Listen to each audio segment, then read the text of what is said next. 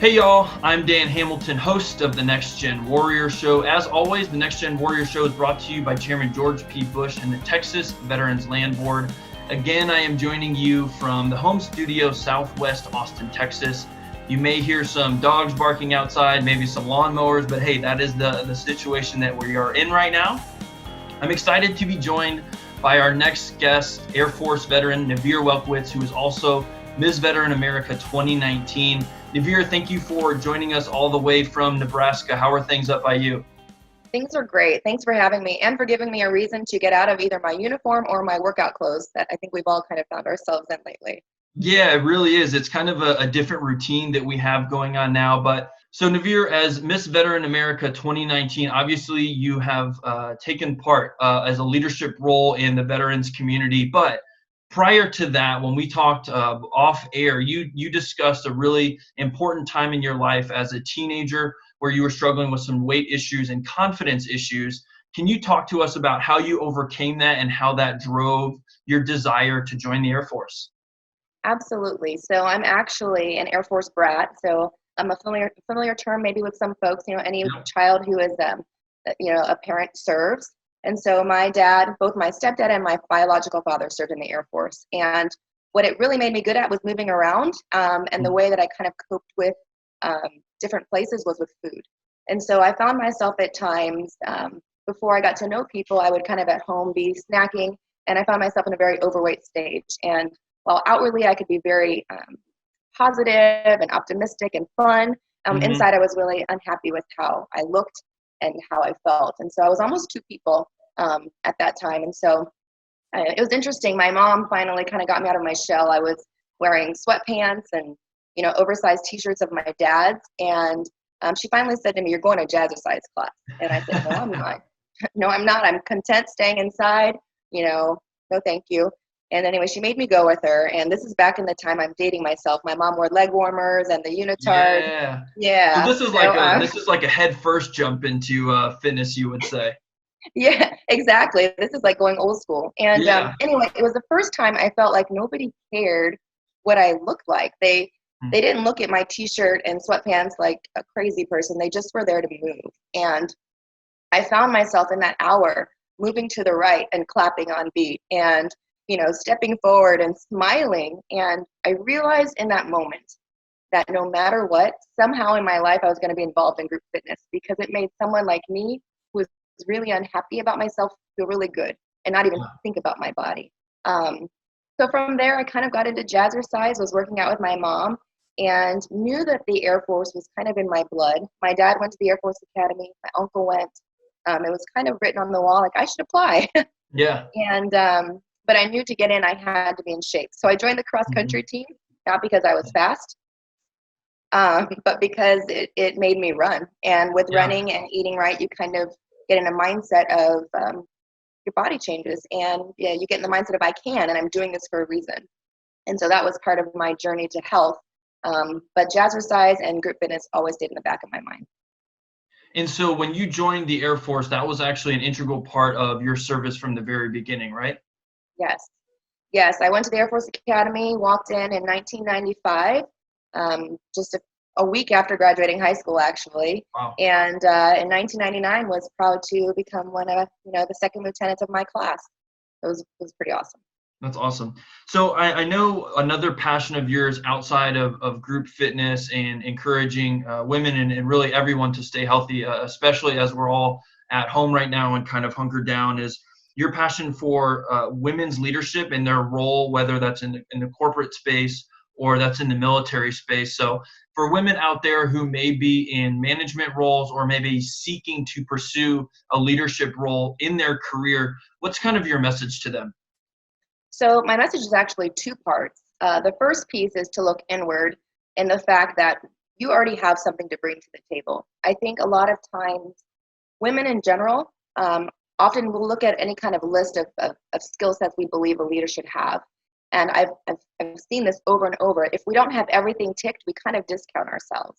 Mm. And so I would encourage any woman out there to look at yourself and realize that you already have so many tick boxes that aren't even on that sheet.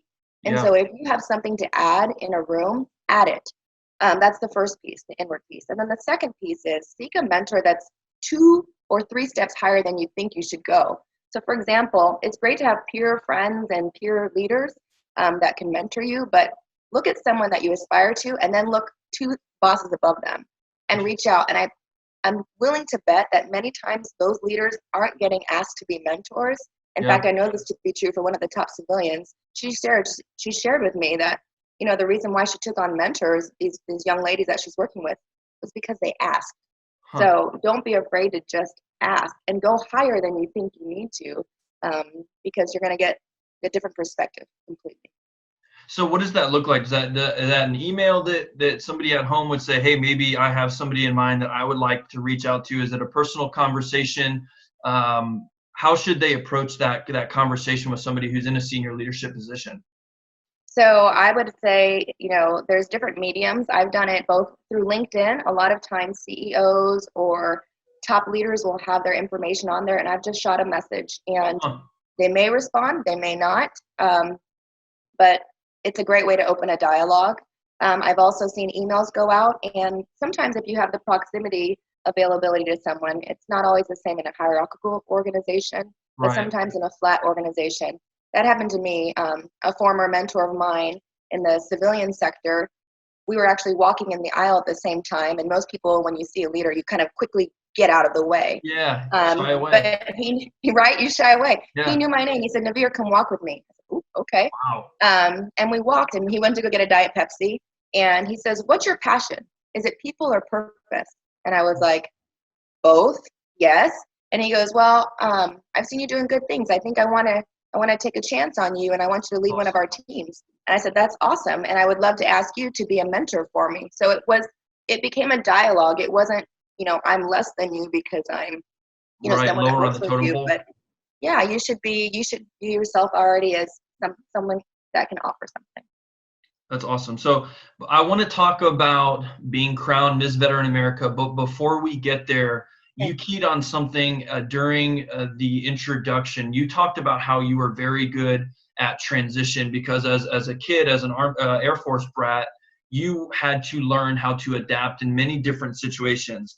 But you also spent some time outside of the military at TD Ameritrade. Is that correct? In the finance industry, which is very different from group fitness. It's very different from the military, probably military culture. And I'm interested to know for our understanding, you essentially moved into a career field that was much different than what you were doing, and probably encountered maybe some resistance, frustration from people in the office who had been there throughout their entire career. And I'm interested to know how you were able to establish relationships in the office with people who had been there for a long time, and then how you also learned to lead in an environment that you were fairly new to. So that's a great question, and one I'm excited to share. I feel like the reason why I was successful wasn't because of anything that's special to me. I think it was from what I learned in the military, quite honestly. The lateral move was easier because it was based on leadership. They were looking at me to not be the financial expert.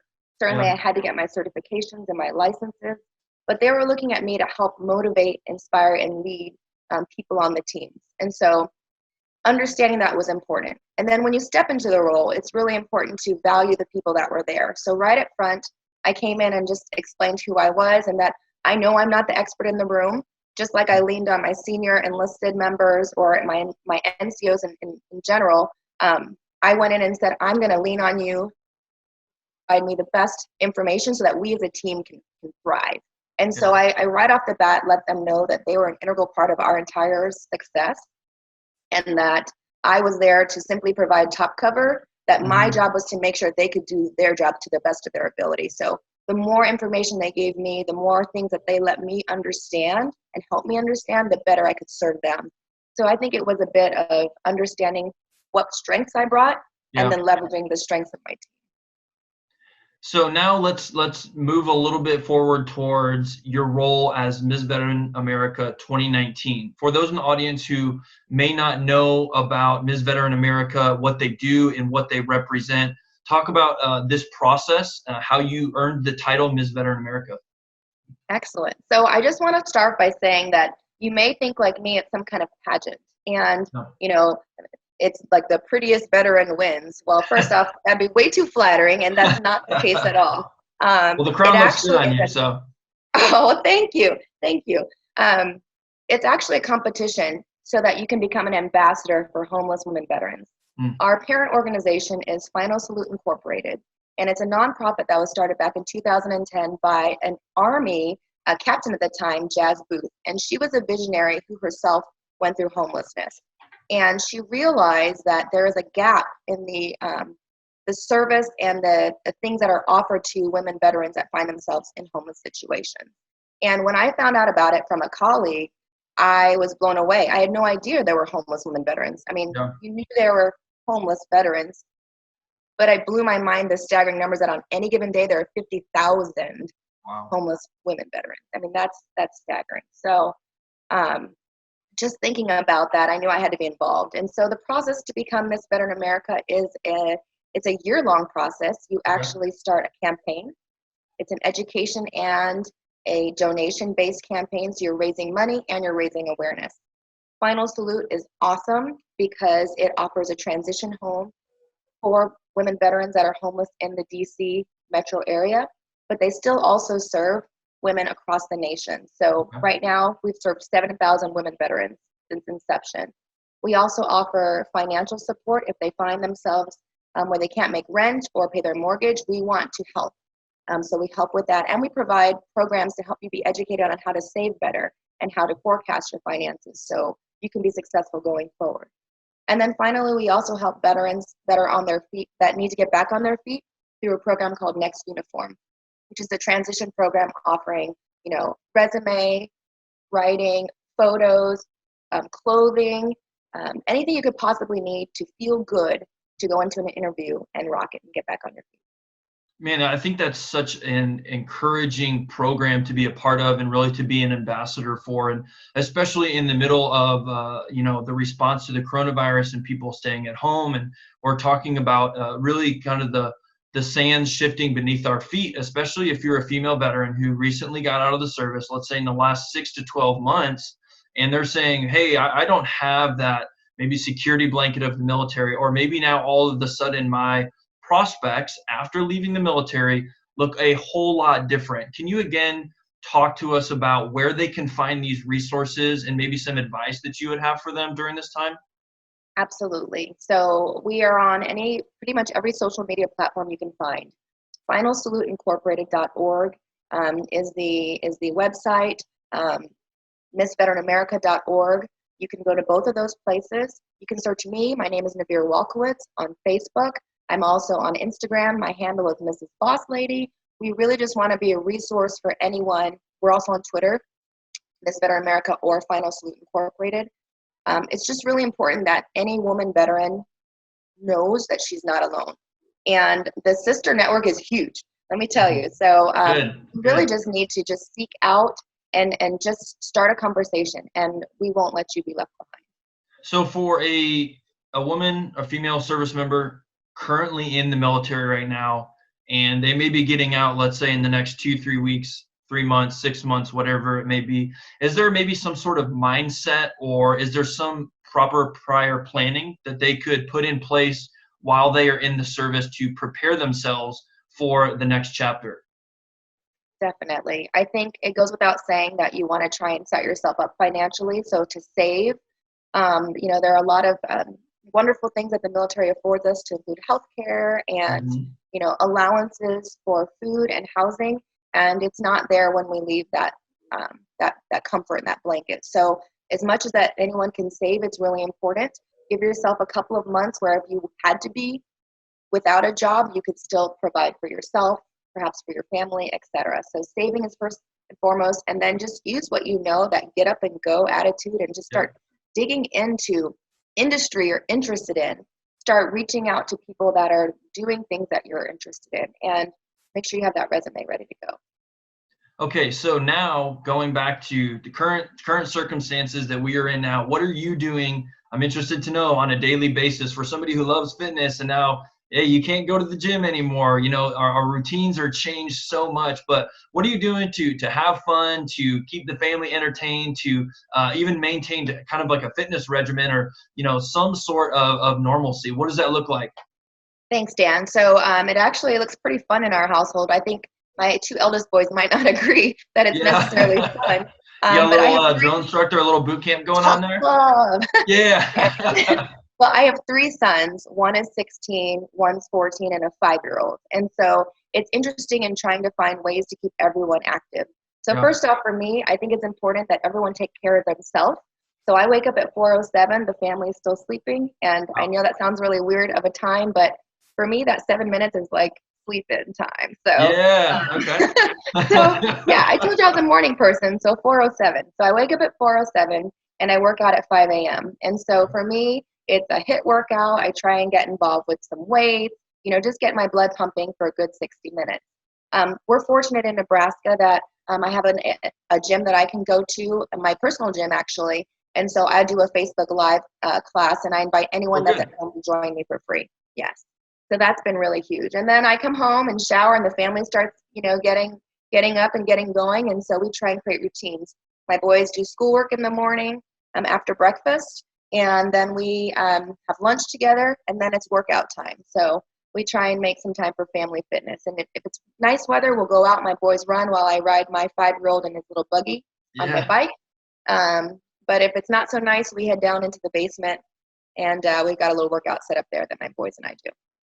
I'm going to go in a totally different direction because it just kind of something you said just kind of like sparked something in me. If you hadn't gone to a jazzercise class, if it had been a different type of fitness, like if you had just gone to the gym with your mom, do you think you would have had the same response to it, or is it specifically the group fitness, the aspect of being in the room with other people that you really grasped onto? Because I think the reason I'm asking that is because if somebody is looking to have a lifestyle change and try to become more healthy, and they say, hey, I've been to the gym, I've gone to work out, it is not my thing. There's a lot of different ways to approach fitness. Was the jazzercise and group fitness, did you just happen to be in the right room at the right time? And if somebody has tried it and it hasn't worked, what is kind of your message for them to find where they fit in within the fitness community?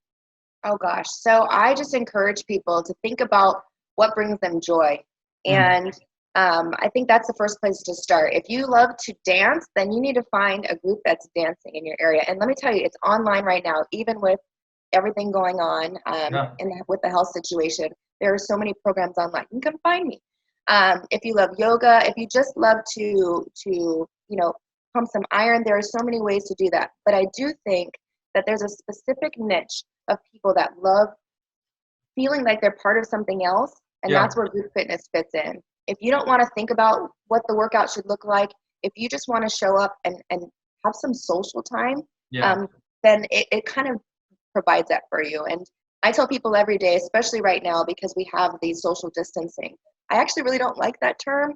I use the word physical distancing and social connection. I think more than ever, we have to be socially connected.